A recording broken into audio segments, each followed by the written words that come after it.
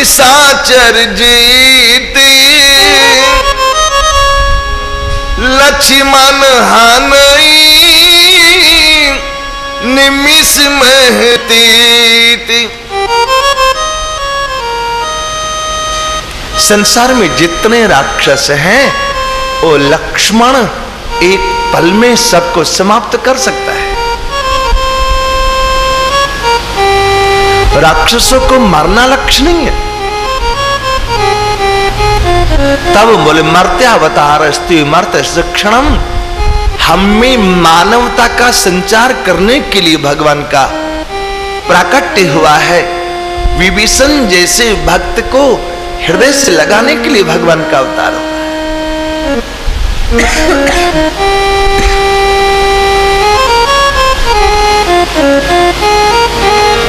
राम जी जब धाम में थे सभी गुण इनकी सेवा करते थे।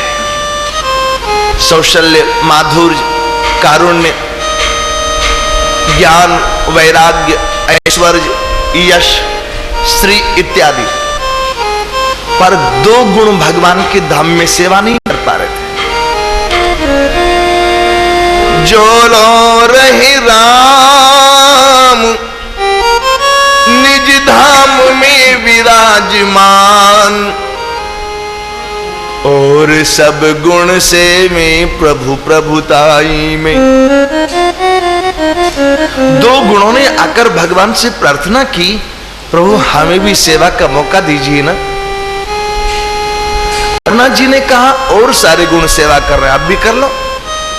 इन दोनों ने कहा हम यहां सेवा नहीं कर सकते। ये दो गुण कौन कौन से? किंतु दीन बंधुता पतित पावनत्व दो, पावत नहीं अवसर रहत दुचिताई में। एक भगवान का दीन बंधुत्व गुण है, एक पतित पावनत्व गुण है। ये दोनों भगवान के धाम में सेवा नहीं कर पाते। इन दोनों गुणों ने कहा प्रभु हमें सेवा का मौका देना है तो आपको धरा पर चलना पड़ेगा। क्यों? धाम में न कोई दुखी दीन ना पतित, होए कैसे चरितार्थ लगे कौन की भलाई में। नारायण आवे जग माही तो ये लागे दो, दीन की भलाई और प्रभु की सेवकाई में। दीन बंधुत्व गुण ने कहा प्रभु हमें यदि सेवा का मौका देना है आपको धरा पर चलना पड़ेगा। शबरी, सुदामा, विभीषण जैसे दीन आपको धरती पर मिलेंगे, यहां मिलने वाले नहीं है। आपको अहल्या, अजामिल जैसे पति धरती पर मिलने वाले हैं, यहां आपको पतित मिलने वाले नहीं है। नहीं दरिद्र को दुखी न दीना, नहीं को अबुधन लक्षण हीना।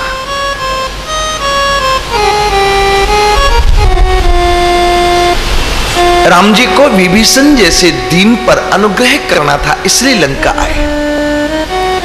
तो संत सोचते हैं लंका में एक संत था, एक भक्त था लंका में, तो राघव वहां पधारी, करुणा कर पूर्वासिन को हरि मुक्ति दे उद्धारे। एक विभीषण के कारण पूरी लंका का उद्धार हो गया था, किंतु यहां तो नहीं एक भी, किंतु यहां तो नहीं एक भी, वैष्णव नयन निहारे, करो कृपा इस बस्ती पे ममनाथ द्वारिका वारे। करो कृपा इस बस्ती पे हे नाथ द्वारिका वारे।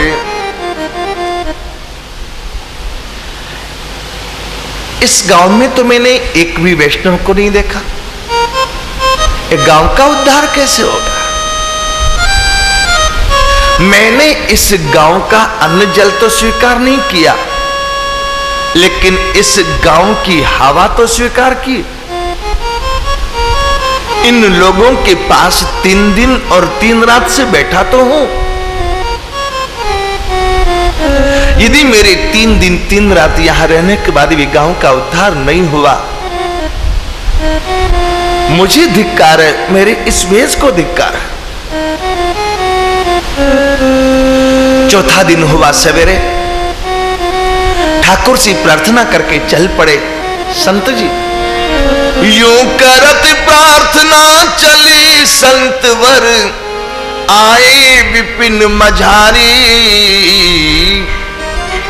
मुख से सहज ही निकली वाणी, उसको पूर्ण किए बनवारी। मुख से सहज ही निकली वाणी, उसको पूर्ण किए बनवारी। मुख से सहज ही निकली वाणी, उसको पूर्ण किए बनवारी। मुख से सहज ही निकली वाणी, उसको पूर्ण किए बनवारी। प्रार्थना करके संत जंगल में चले गए। भक्त की वाणी को सत्य करना था, गांव के लोगों का कल्याण करना था, किसी संत को जन्म देना था। यहां गांव के बाहर एक बड़ी अच्छी जगह बगीचा जैसा बना हुआ था, पेड़ पौधे बड़े बड़े लगे हुए थे, खूब हवा, खूब ठंडक। एक कुआं था वहां पर। पहले गांव के लोग एक गांव से दूसरे गांव जाते, रास्ते में प्यास लगती तो बिस्लरी का पानी नहीं मिलता था उस समय, जो ले जाते साथ में। पहले गांव के लोग एक दूसरे गांव में जाते तो एक लोटा और रस्सी साथ में लेके जाते। धर्मात्मा लोग ऐसी जगह रास्ते में कुआं बनवाते थे। कुआं का बड़ा महत्व हुआ करता था पहले के जमाने में। ऐसी जगह कुआं बना हुआ था जहां हरे भरे फल वाले पेड़ थे, अच्छी हवा आ रही थी। महात्मा वहीं कुआं के पास जाकर के बैठ गए। अब क्या करना भगवान को, भगवान जाने, संत तो केवल इतना ही कर सकता है, अर्जी हमारी, मर्जी आपकी।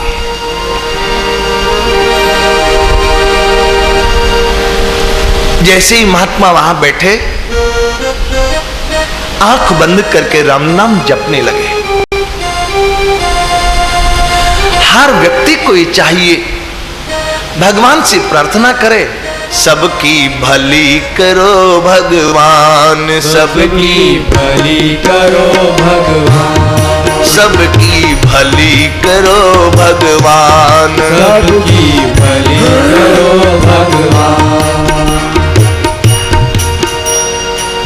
कोई भी संसार में इस भवबंधन में फंसा ना रहे। सबकी भली करो भगवान, सबकी भली करो भगवान। कोई दुखी रहे ना जग में, कोई दुखी रहे ना जग में, कोई दुखी रहे ना जग में, कोई दुखी रहे ना जग में। सबका हो कल्याण, सबकी भली करो भगवान, सबकी भली करो भगवान, सबकी भली करो भगवान, सबकी भली करो भगवान। सर्वे भवन्तु सुखिनः, सर्वे सन्तु निरामया, सर्वे भद्राणि पश्यन्तु, मा कश्चित् दुःख भाग् भवेत्। संसार में कोई भी व्यक्ति दुखी ना रहे।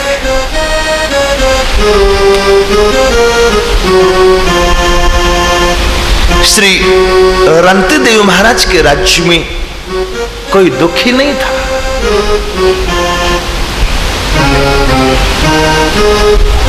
रुक्मांगद महाराज के राज्य में नरक खाली हो गया था।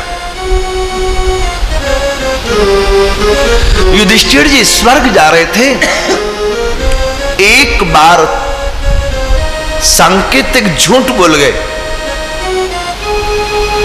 अश्वत्थामा हत नरो वा कुंजर, ये जो थोड़ा झूठ बोल गए, इसी कारण से युधिष्ठिर जी को नरक का दर्शन करना पड़ा।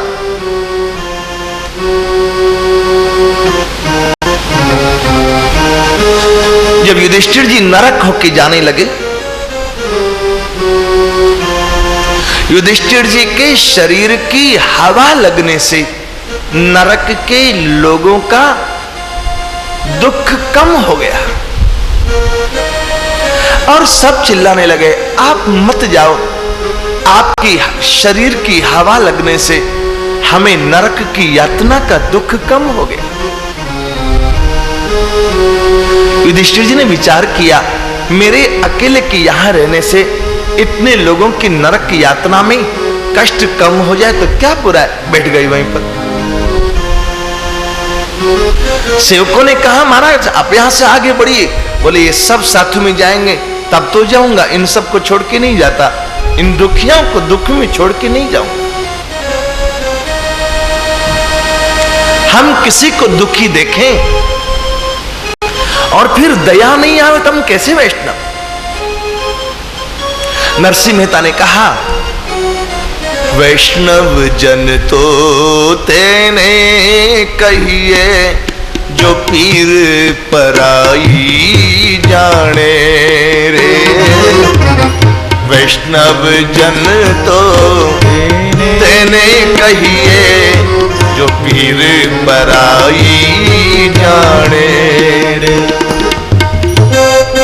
वैष्णव तो वो है जो किसी का दुख समझता, किसी का दुख दूर करने के लिए प्रयासरत होवे।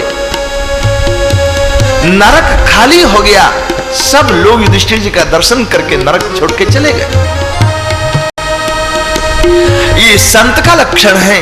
युधिष्ठिर जी कुआ के पास बैठ करके महात्मा कुआ के पास बैठ के भजन कर रहे थे और मनी मन भगवान से प्रार्थना करते थे। उसी समय तारो तार बैठे, उसी समय एक ग्वाला बालक आया, अजा महिष 6-4 संग में विपिन चराने लाया। एक ग्वाल बालक 2-4-6 गाय भैंस बकरी ये चराता हुआ गांव के बाहर आया। ये बालक उसी गांव का रहने वाला है जिस गांव में संत 3 दिन से भूखे बैठे थे। ये बालक गाय भैंस बकरी चराने के लिए आया। दोपहर हो गई थी, बच्चे को भूख लगी। पहले टिफिन कैरियर स्टील के अथवा हॉटपॉट जैसे नहीं हुआ करते थे। पहले लोग घर के बाहर खाना ले जाते थे तो किसी कपड़ा के इतने से टुकड़ा में रोटी बांध के ले जाते, उसी के बीच में सब्जी होती। गांव में पहले कहां सब्जी बनती थी? पहले गांव के लोगों के यहाँ सब्जी बनती, होली दिवाली या कोई मेहमान आवे तब सब्जी बनती थी। नहीं तो बेचारे नमक मिर्च के साथ रोटी खा लेते थे।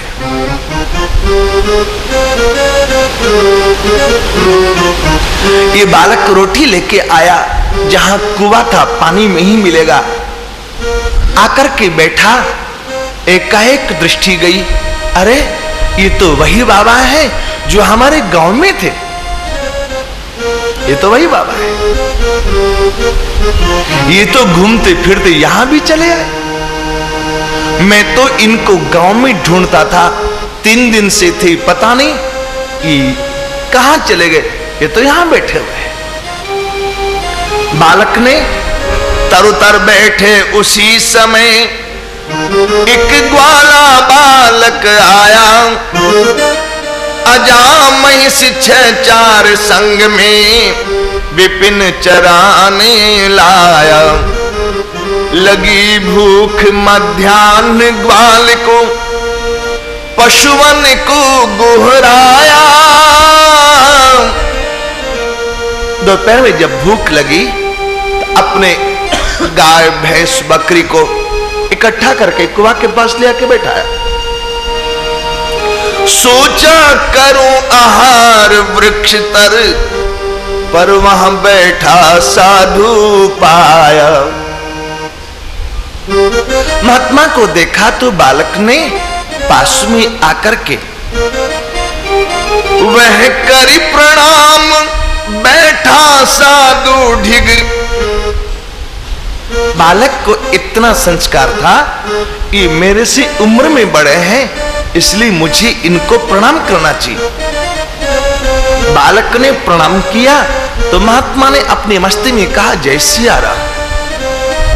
उस बालक को लगा कि नहीं, मुझे जय सिया राम बोलना चाहिए, इसलिए वो बालक भी आया तो वह करी प्रणाम, बैठा साधु ढिग, जय सिया राम उचारी।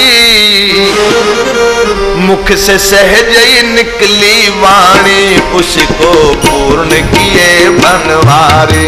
मुख से सहज ही निकली वाणी, उसको पूर्ण किए बनवारी। मुख से सहज ही निकली वाणी, उसको पूर्ण किए बनवारी। मुख से सहज ही निकली वाणी, उसको पूर्ण किए बनवारी। जय सिया राम कहकर के बालक महात्मा के सामने बैठ गया। उसको मालूम था ये बाबा 3 दिन से हमारे गांव में पेड़ के नीचे बैठे थे, इन्होंने पानी भी नहीं पिया। फिर भी बालक ने हिम्मत की और कहा, बाबा एक बात कहूं क्या? करे प्रार्थना बालक, बाबा मम विनती स्वीकारे। बाबा मेरी प्रार्थना आप स्वीकार करो ना। आपने 3 दिन से कुछ नहीं खाया, मुझे मालूम है। हमारे गांव में सब कहते थे, ऐसा साधु तो हमने देखा ही नहीं। प्राय ऐसे ही साधु हमारे गांव में आए जो एक बात कहते, खाते खाते छूटे शरीर, तब मिली है सिया रघुवीर। सीताराम।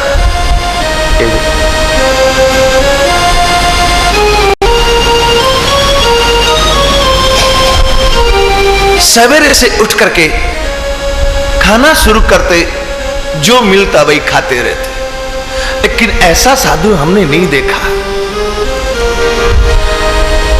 करे प्रार्थना बालक, बाबा मम विनती स्वीकारे। रूखा सूखा जैसा भी है, लीजिए आप आहार। कोई अच्छा खाना नहीं मेरे पास, कोई देसी घी की गरम गरम पूड़ी कचौड़ी नहीं है, अचार चटनी साग सब्जी कुछ भी नहीं है।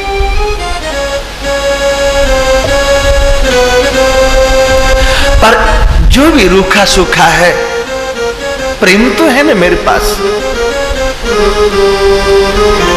आप इसको स्वीकार करते। बालक की आंखें भर आई। महात्मा ने बालक को पास बुलाया और पास बुलाकर अपने कपड़े से बालक के आंसू पोंछे और बोले, बेटा रूखे सूखे की बात नहीं है, पानी में क्या रूखा सूखा हो सकता था? सरस नयन भे साधु की, बालक की आंख में आंसू देखे ना, ममता के मारे साधु की आंखों में भी आंसू आ गए। बालक में कितनी श्रद्धा है। सरस नयन भे साधु की, अति श्रद्धा शिशु ही निहारी, बोले मैं नहीं खाता बालक, बिनु पद भक्त पखारे। बेटा क्षमा करना, तू जैसे 5 वर्ष का 6 वर्ष का बालक है, ऐसे मैं भी 5-6 वर्ष का घर से निकल गया था।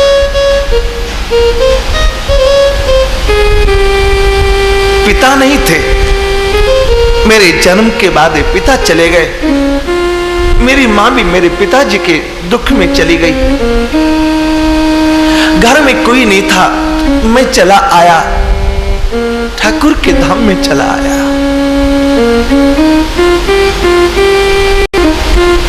कभी बाहर निकला नहीं था। गुरुदेव ने कहा था चरणामृत लेकर के ही कुछ खाना पीना, भगवान का चरणामृत लेके खाना पीना। मैंने कहा कभी भगवान का चरणामृत नहीं मिले तो मेरे गुरुदेव ने कहा यदि भगवान का चरणामृत नहीं मिले तो किसी भक्त का चरणामृत लेकर के खाना, लेकिन बिना चरणामृत के खाना नहीं। अकाल मृत्यु हरणम सर्व व्याधि विनाशनम। मैं पहले तो भगवान का ही चरणामृत लेता था, लेकिन एक दिन मैंने सोचा कुछ संतों का भी तो चरणामृत लेकर देखूं।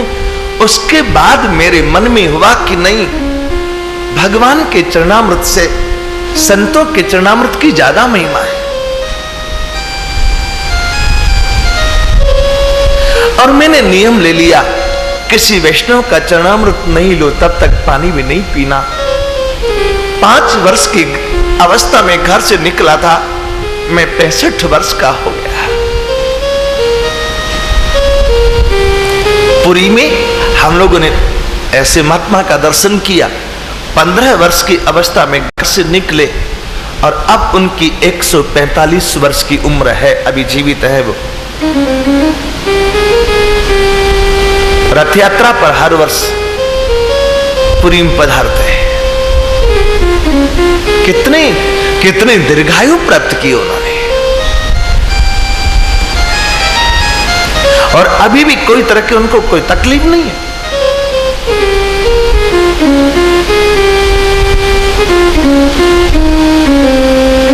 इतना समय मुझे नियम निभाने में लग गया, नियम तोड़ने में तो 1 मिनट नहीं लगने वाले। इसलिए जब तक किसी वैष्णव का चरणोदक नहीं लूं मैं खाऊं कैसे। कहे बालक होता वैष्णव क्या, मैं जानू नहीं अधारी, मुख से सहज ही निकली वाणी, उसको पूर्ण किए बनवारी। मुख से सहज निकली वाणी, जिसको पूर्ण किए बनवारी। मुख से सहज ही निकली वाणी, उसको पूर्ण किए बनवारी। मुख से सहज निकली वाणी, जिसको पूर्ण किए बनवारी। ये वैष्णव क्या होता है, मेरे से तो ये शब्द भी नहीं बोलता। गांव के लोग बेचारे आधा शब्द, टेढ़ा मेढ़ा शब्द नहीं बोल पाते। ये जो आप बोलते क्या होता है, कैसा होता है? महात्मा ने कहा मेरा जैसा तिलक करे, मेरी जैसे गले में कंठी पहने, मेरे जैसे राम नाम जप करे, वो वैष्णव होता। कहे संत वैष्णव वो है जो तिलक माल गल धारी, जागत सुवत हर पल मुख से सीताराम उचारे। बालक ने कहा बाबा एक बात पूछूं, क्या ऐसा नहीं हो तो आप खाएंगे नहीं? ऐसा मैं लगा लूं, फिर तो आप खाएंगे ना। महात्मा को लगा कि बालक कितना अद्भुत है, इसको मेरे खाने की चिंता है। कहता मैं लगा लूं ऐसा? नहीं बेटा, अपने हाथ से नहीं लगाया जाता है, ये तो गुरुदेव लगाते तब होता है। बालक ने पूछा ये गुरुदेव कौन होते हैं, कहां ढूंढने जाऊं इनको? अब और कहां जाऊंगा, आप भी लगा दीजिए ना। आप अपने भी तो लगाए, मेरे भी लगा दीजिए। हम लोग कहीं किसी गृहस्थ के घर में जाएं, तिलक करने लगे तो छोटे छोटे बालक पास में आके बैठ जाते हैं, कहते हैं बाबा मुझे भी लगाइए ना। ऐसा उनको ये नहीं मालूम कि तिलक है, वो कहते ऐसा मुझे भी लगाइए ना। और जब तिलक लग जाएगा तो पहले तो आधी घंटा खुद दर्पण देखते रहेंगे, फिर पूरे घर वालों को दिखा के देख बाबा ने किया। बोला शिशु में हूं अबोध, नहीं समझो कुछ सरकारे, जो करना है करें आप, मैं हूं हर पल तैयार। आप ये लगा दीजिए मुझे, ऐसे ही गले में भी पहना दीजिए। महात्मा ने कहा ये फिर हटाना नहीं, रोज लगाना। तो बालक हंसते हुए बोला इतना सुंदर तो मेरे से नहीं लगेगा। महात्मा ने कहा जैसा लगेगा करना, करना पड़ा, इसको कभी हटाना नहीं। बालक ने कह दिया ठीक है बाबा, कभी नहीं हटाऊंगा। छोटे बच्चों की चित्तवृत्ति पर जल्दी प्रभाव पड़ता है। बड़े लोग तो गुणा भाग करते रहते हैं ना, इसलिए गुणा भाग करते करते जिंदगी खत्म हो जाती है। करूं नहीं करूं, आज करूं कल करूं, इसी में गुणा भाग करते करते बुढ़ापा आ जाता है। लेकिन बालक उसको गुणा भाग करना नहीं आता, वो तर्क नहीं जानता, वो तो श्रद्धा होती उसके हृदय में। गुरु बीन भाव निधि तरईन कोई, गुरु बीन भाव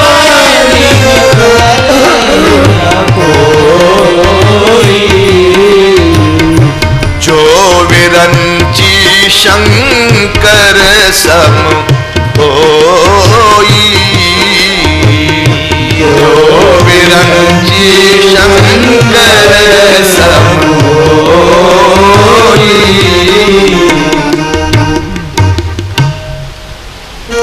अभी बिहार में कथा थी, यहां से पहले एक परिवार रोने लगा, हमारा मन है वैष्णव होने का। हमने कहा कन्याकुमारी से कश्मीर तक कोई भी वैष्णव संत जिनमें आपकी श्रद्धा होवे, आप उन्हीं के चरणों में समर्पित हो जाओ।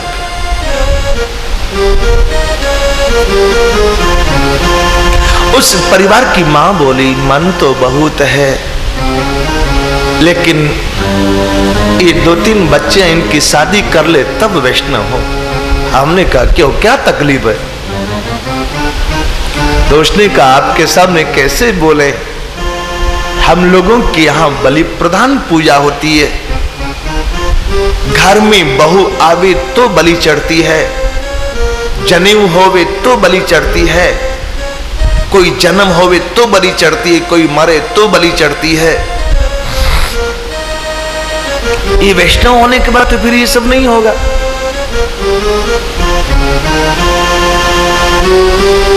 हमने उनको 4-6 बातें बताई, परिवार के लोग रोने लग गए। जब तक आपने ये सब बातें नहीं बताई थी तब तक हम अपनी इस प्रथा में दृढ़ तो थे ना कि नहीं करना ही है, लेकिन इन बातों को सुनकर के अब हम तो, हमारी स्थिति तो ऐसी विचित्र हो गई, करें तो मुश्किल, अब नहीं करें तो मुश्किल। हम न हिंदू ही रहे न मुसलमान ही रहे, हम तो इससे अच्छा तो आप ये सब नहीं बताते तो ही ठीक था।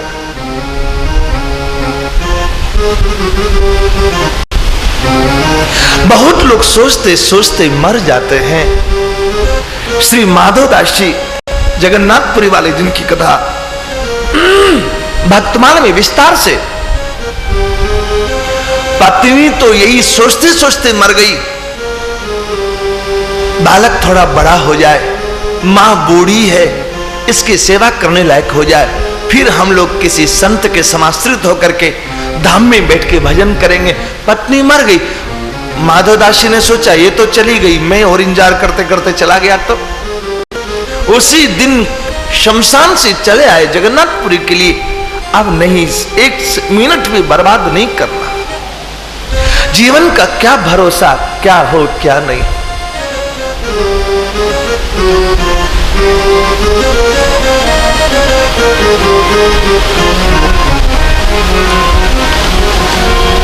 अब तो पक्का कर लिया, राम चर्चा में जीवन बीते, मिले राम सीते, यही मन को भाया है। राम चर्चा में जीवन बीते, मिले राम सीते, यही मन को भाया है, यही मन को भाया है, यही मन को भाया है, यही मन को भाया है, यही मन को भाया है। राम चर्चा में जीवन बीते, मिले राम सीते, यही मन को भाया है। राम चर्चा में जीवन बीते, मिले राम सीते, यही मन को भाया है। महात्मा ने कहा तू वैष्णव होगा तो फिर लहसुन प्याज नहीं खाना। गांव में तो रोटी के साथ प्याज खा लेते, तो रोटी सब्जी हो जाती है उनकी।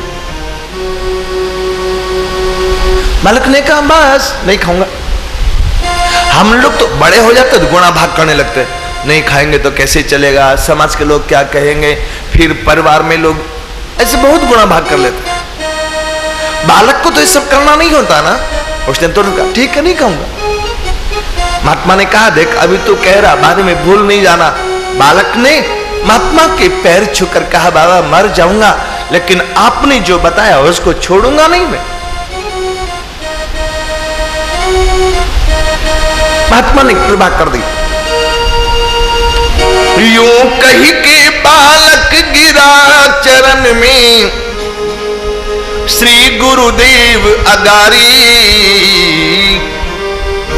मुख से सहज ही निकली वाणी, उसको पूर्ण किए बनवारी। मुख से सहज ही निकली वाणी, उसको पूर्ण किए बनवारी। ओ मुख से सहज ही निकली वाणी, उसको पूर्ण किए बनवारी। मुख से सहज ही निकली वाणी, उसको पूर्ण किए बनवारी। अपनी झोली में से गोपी चंदन निकाला, रोली निकाली, एक तुलसी का दाना गले में बांध दिया, तिलक लगा दिया। दे आशीष संत वर शिशु को, वैष्णव तुरंत बनाए। तुलसी माल डाल के गल में भाले तिलक लगाए। वैष्णव बाना बना, कान में युगल सुमंत्र सुनाए। गांव के लोगों को ज्यादा उपदेश की जरूरत नहीं होती, उनको कोई पूरी भागवत जी सुनावे तब उनका जीवन बदले, ऐसा नहीं। हम लोग तो कई बार भागवत जी सुन चुके तब जीवन नहीं बदला, लेकिन गांव के लोग बहुत सीधे साधे होते हैं। इतने सीधे साधे भोले भाले लोग गांव के, कभी आप गांव में जाके देखो तो पता लगे। एक महात्मा गांव में गए, तो गांव में जिसके घर में गए उस माता जी ने कहा बाबा तेरे खुर पूजू। उसको ये लगा कि गाय के पैरों को खुर कहते, गाय तो माता है ना, तो गाय के पैरों को खुर कहते हैं, तो ये भी तो महात्मा भी तो बड़े लोग हैं, इनके भी पैरों को खुर कहते होंगे। बूढ़ी माता ने कहा बाबा तेरे खुर पूजूं। महात्मा ने कहा माता ऐसे नहीं बोलते हैं, नरक जाना होता है, नरक मिलता है। वो बेचारी इतनी भोली भाली कि उसको ये भी नहीं मालूम कि नरक क्या होता है, स्वर्ग क्या होता है। ऐसे बोलती नरक मिलेगा, तो भोली भाली माता बोली बाबा नरक तो आप जैसे महात्माओं के भाग में है, हम जैसे लोग कहां नरक में जाएं। महात्मा जान गए कि ये भोली भाली, इसको नहीं मालूम कि क्या स्वर्ग होता है क्या नरक होता है। और सच में भगवान मिलते भी ऐसे कोई है। भोले भाव मिले रघुराया, मिले रघुराया। भगवान किसको मिलते? अपने उड़िया भाषा में कहा होता ना, मूढ़े तरंती दृढ़े तरंती मजमजिया बूढ़ी मरंती।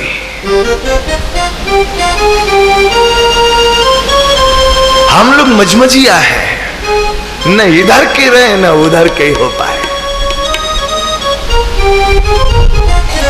दृढ़े तरंती मूढ़े तरंती मजमजिया बूढ़ी मरंती। बालक दृढ़ है, मूड तो है, दृढ़ भी है। मूड मानी भोला वाला जिसको कुछ समझ नहीं, लेकिन साथ में दृढ़ है। और जो मूड होगा वो दृढ़ होगा। जिसमें बुद्धि होगी वो दृढ़ नहीं हो सकता, वो झट 2 का 5 कर लेता, 2 और 2 5 तुरंत कर लेता। हो गया। बालक ने कहा अब तो आप खा लीजिए ना। महात्मा ने कहा भी मेरा काम तो हुआ ही नहीं, क्या मैं वैष्णव का चरणामृत तो लिया ही नहीं। बालक रोने लग गया, अभी क्या नई बात आ गई, ये क्या होता चरणामृत।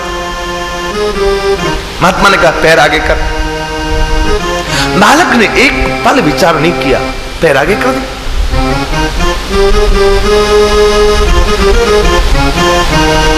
जब आगे कर दिया तो गुरुजी ने उसका चरण धोया, चरणामृत पिया। बालक ने एक बार भी तो नहीं कहा कि अरे ये क्या कर रहे, मुझे नरक में जाना ना।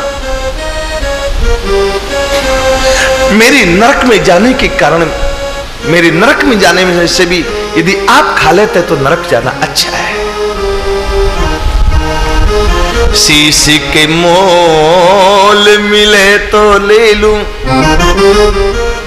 प्रीतम के दुख सारे, उन प्राणों की चिंता क्या जो प्राणनाथ परवारे। द्वारकाधीश द्वारिका में जब देखो तब ब्रजवासियों की ही प्रशंसा करते रहते, हर पल उन्हीं की प्रशंसा। ओधो मोहि ब्रज बिसरत नाही,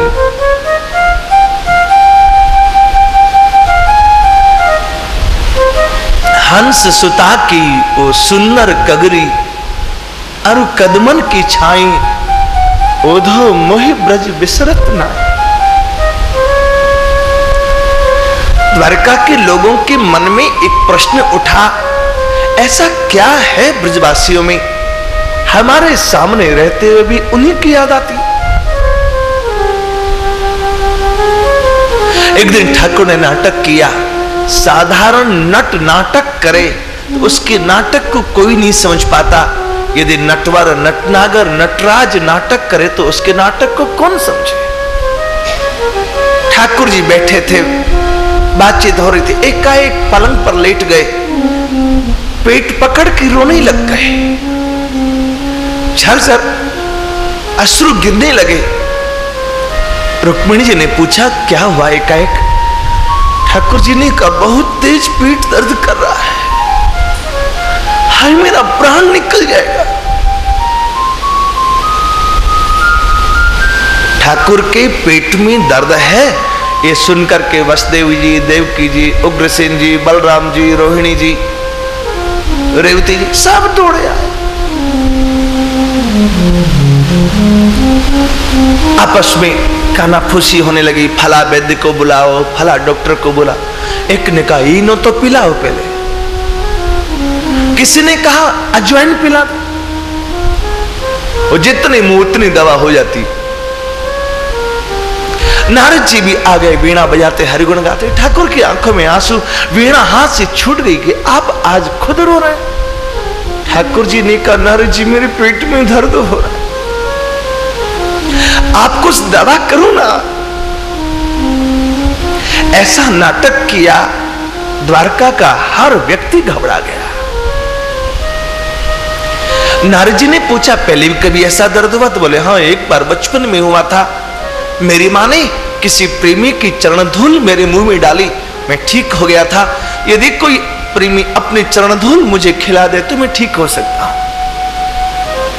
नारद जी ने कटोरा उठा करके रुक्मिणी जी से कहा आपसे बढ़कर के कौन प्रेमी होगा, अपनी चरण धूल दे दीजिए। रुक्मिणी जी ने कहा इनकी चरण धूल मैं लूं या अपनी चरण धूल इनको दूं, नरक में भी ठिकाना नहीं मिलेगा। जब रुक्मिणी जी ने ही चरण धूल के लिए मना कर दिया तब तो किसकी हिम्मत होती।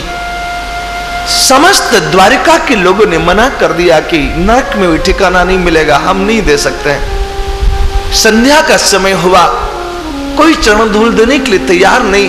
ठाकुर की आंखों से आंसू बार बार ऐसे निकलते थे जैसे कोई मोती की माला का धागा टूट गया हो और एक एक दाना उसमें से निकले जा रहा हो।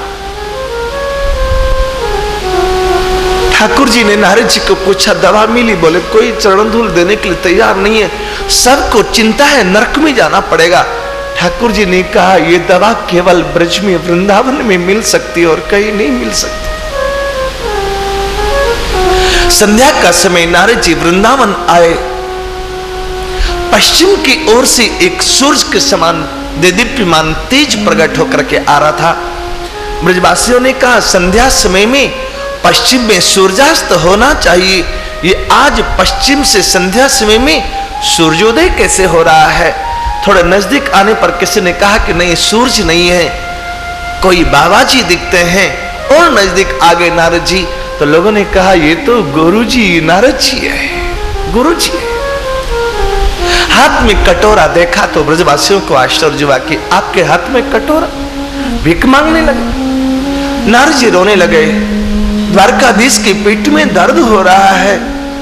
वो कहते कोई प्रेमी अपनी चरण धूल दे तो ठीक हो सकता है।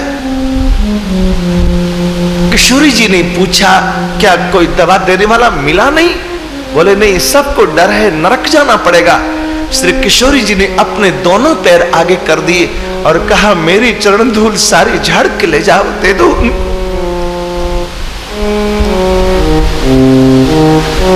नारद जी ने कहा नरक की चिंता नहीं है। श्री राधा रानी ने कहा शीश के मोल मिले तो ले लूं, प्रीतम के दुख सारी उन प्राणों की चिंता क्या, जो प्राण नाथ परवार। एक जन्म क्या कोटि जन्म लो, भले नरक मिल जाए, लेकिन मेरे मनमोहन का रो मन दुख नहीं पाए। नरक ही तो जाना पड़ेगा। एक जन्म की कौन कहे, करोड़ों जन्मों तक हम नरक में रहने के लिए तैयार हैं, लेकिन हमारी चरण धूल उनको देकर के पहले उनको स्वस्थ कर। नारद जी दवा लेके पधारे, ठाकुर के मुंह में डाली, पेट दर्द ठीक हो गया। ठाकुर ने कहा द्वारका के लोगों को आपको तो स्वर्ग चाहिए, आपको मैं नहीं चाहिए। आपको तो स्वर्ग की परवाह है, मेरी परवाह नहीं है। ब्रजवासियों को मेरी परवाह है, उनको स्वर्ग की परवाह नहीं है। उन्हें नरक जाना पसंद है, लेकिन मेरा पेट दर्द में कराना पसंद नहीं। तुम्हें मेरा पेट दर्द में कराना पसंद है, लेकिन नरक जाना पसंद नहीं। बस इसीलिए मैं ब्रजवासियों को याद करके रोता हूं।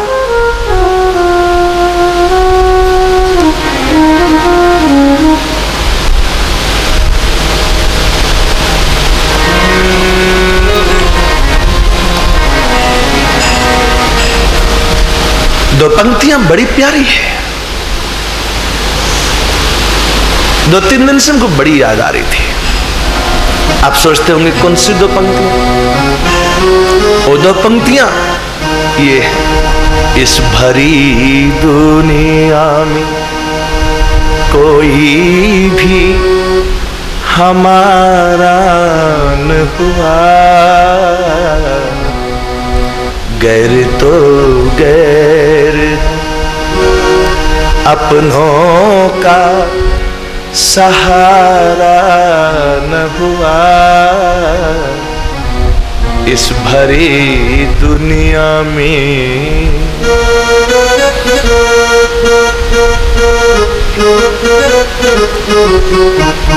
जिसको देखो संसार में केवल अपना स्वार्थ पूरा करना चाहता है, किसी को भी भीतर से हमसे कोई लेना देना नहीं। कहावत दमड़िया यार किसके दम लगाए खिसके, किसी को किसी से क्या लेना देना। घर में देखो, बाहर देखो, अगल बगल में देखो। परसों जब हम कलकत्ता से आ रहे थे एकादशी को, हम अपने साथ वाले 2-4 लोगों के लिए विचार कर रहे थे, तो हमको ये पंक्ति बार बार याद आती थी कि हम जिनको अपना मानते हैं कि ये हमारे होंगे, लेकिन भीतर से झांक के देखो तो इस भरी दुनिया कोई भी हमारा न हुआ, गैर तो गैर अपनों का सहारा न हुआ, इस भरी दुनिया में। सबको स्वर्ग नरक की परवाह थी, किसी को ठाकुर के पेट दर्द की परवाह ही नहीं थी। हम झूठे संसार को झूठ में अपना मानते कि मेरा होगा, लेकिन सच में हम कभी परीक्षा करके देखें तो कोई भी अपना सिद्ध होने वाला नहीं है।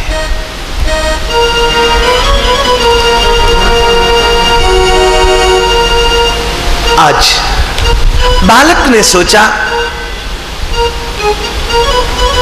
मुझे नरक में जाना पड़े तो चला जाऊं, लेकिन मेरे पैर को धो करके बाबा पानी पी ले और उसके बाद रोटी खा ले तो कोई बात नहीं।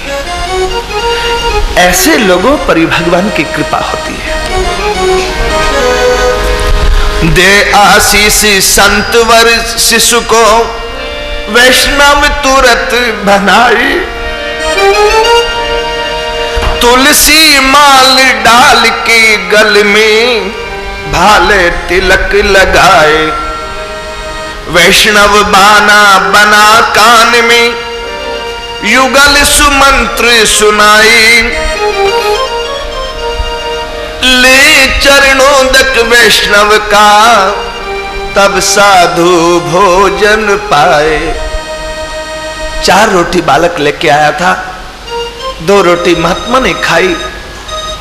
भूख तो लग रही थी, 3 दिन बीत गया था, लेकिन महात्मा ने सोचा मैं तो अभी और 2-4 दिन भूखा रह सकता हूं।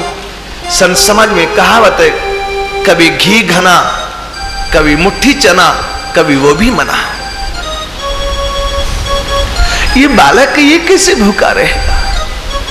2 रोटी बालक के लिए छोड़ दी, लेकिन महात्मा को जब खाते देखा बालक ने उसका हृदय आंखों के द्वारा बाहर निकल आया। कितनी प्रसन्नता हुई इस बालक को।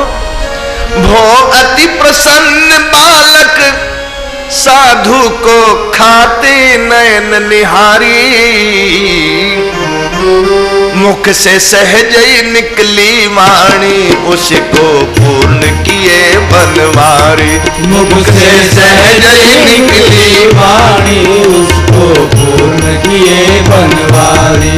मुख से सहज ही निकली वाणी उसको पूर्ण किए बनवारी। मुख से सहज ही निकली वाणी उसको पूर्ण किए बनवारी।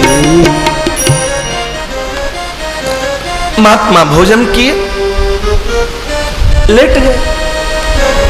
करी भोजन विश्राम करत, तब बालक चरण दबाए। गुरुपद पंकज सेवा, ये तीसरी भक्ति अमान। अमान का दो अर्थ है। इसकी मान की, मान मानी बराबरी, इसके बराबरी की कोई दूसरी सेवा नहीं। और अमान का एक अर्थ दूसरा, जिसके भीतर मान सम्मान अभिमान की भूख होगी वो ये सेवा नहीं कर सकता। ये सेवा कौन करे? तृणादपि सुनीचेन तरोरपि सहिष्णुना अमानेन मानदेर कीर्तनीय सदा हरि। श्री चैतन्य महाप्रभु ने कहा, हर वैष्णव के जीवन में तीन बातें होनी चाहिए। अपने आप को तिनका से भी छोटा समझे। बड़ा समझते तो अहंकार आ जाएगा। हम ये तृणादपि सुनीचेन, नीचे न कहने से काम चल जाता, लेकिन सुनीचे न सुष्टुप प्रकार नीचा कहा। हम अपने आप को तिनका से भी ज्यादा छोटा समझे। तरोरपि सहिष्णुना, एक पेड़ से ज्यादा तितिक्षु समझे। पेड़ को हम पत्थर मारते हैं, लेकिन बदले में कभी पेड़ ने पत्थर नहीं मारा हमें, बल्कि उसने हमें मीठा मीठा फल दिया। महाराजा रणजीत सिंह एक बार कहीं यात्रा में जा रहे थे। एकाएक उनके आंख पर पत्थर लगा, आंख में से खून आ गया। सिपाही, सेनापति, मंत्री सब साथ में थे, चिल्लाए, पकड़ो पकड़ो, किसने महाराज को पत्थर मारा? देखा तो एक बुढ़िया थी, उसके शरीर पर कपड़े भी नहीं थे ठीक से। मालिक, मैंने पत्थर मारा है। महाराज रणजीत सिंह एक हाथ से आंख पकड़े हुए थे, घोड़ा से नीचे उतर करके, और बोले, मां तूने मुझे पत्थर क्यों मारा? मैंने क्या बिगाड़ा था तेरा? तो बुढ़िया रोने लग गई। मालिक, हम छोटे लोग हैं ना, हमारा तकदीर भी छोटा ही होता है। 4 दिन से बुखार में पड़ी हूं, भीख मांगने नहीं जा सकी, भूख के मारे बेचैनी हो रही थी। मैंने सोचा भीख मांगने तो चल नहीं सकती बुखार में, इस पेड़ को एक पत्थर मारूं, एक फल टूट के गिर पड़े तो कुछ खा लूंगी, मेरी क्षुधा शांत हो जाएगी। मैंने तो पेड़ को पत्थर मारा था फल लेने के लिए, लेकिन मेरा दुर्भाग्य आपको फल पत्थर लग गया। सेनापति ने कहा, सिपाही इसको मार डालो। महाराजा रणजीत सिंह ने कहा, खबरदार, दोबारा ऐसी बात बोले तो। ये पेड़ में इतनी समझ है, इसको कोई पत्थर मारता तो फल देता है। मैं तो मनुष्य हूं, इंसान हूं, यहां का राजा हूं। यदि मैं पत्थर मारने पर दंड देने लगूं तो मेरे से तो अच्छा ये पेड़ ही है। इसने चला के तो पत्थर नहीं मारा था, 4 दिन से बुखार में पड़ी हुई है, शरीर पर पहनने के लिए ठीक से कपड़े नहीं है, थर थर कांप रही अभी भी। भूख लगी थी, इससे इसने पेड़ पर पत्थर मारा फल लेने के लिए। इसके लिए एक कुटिया बनवाओ, 1 वर्ष का खाना खुराक कपड़ा इसकी कुटिया में पहुंचाओ और इस बूढ़ी मां को हर महीना 25 रुपया महीना दो। उस समय 25 रुपया महीना बहुत हुआ करता था। एक मंत्री की तनख्वाह हुआ करती थी 25 रुपया महीना। दो इसको। हमारा जीवन उस पेड़ से भी ज्यादा कहते थे होना चाहिए। तुलसी संत सुअंबतर फूल फरे पर है तो हम इतती पाहन हने वे उतते फल देत, वे उतते फल देत। इसको कहते हैं वैष्णव। छोटी छोटी बात में हम दूध की तरह उफनने लग जाए। क्रोध से खून और पुण्य दोनों चलता है। तरोरपि सहिष्णुना। और इसके बाद तीसरी बात, अमानीन मान दे। जिसको कोई सम्मान नहीं देता उसको भी हम सम्मान प्रदान करें।